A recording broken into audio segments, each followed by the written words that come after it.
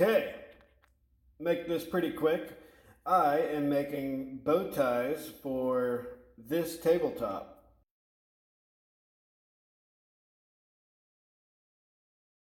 That is not together yet, just sitting there so I can get an idea of what it looks like.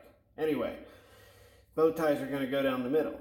So take your piece. In this instance, this is 1.5 inches by 4 inches long. So what you're going to do is start first, mark your center. So let's get that. Okay, so you got your center line marked. Then for me, I just marked in 3/8 of an inch from each side, brought it in. Then all you're going to do, you don't need any math or anything to figure this out. All you're going to do is take your straight ruler and connect this dot to the corner and draw your lines. So let's do that real quick. Okay, so there's your lines. Just connect your dots and boom. Then you take this over to the bandsaw. I prefer to cut just outside of the line, not on the line, just outside of the line. You can take your sandpaper or file or chisel, whatever you need to do, and straighten everything up to that line.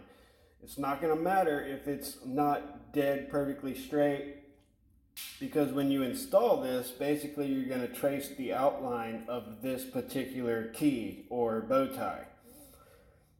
So if it's not exactly perfect, it's not going to matter, because you're just going to hollow out this exact shape or whatever it ends up being.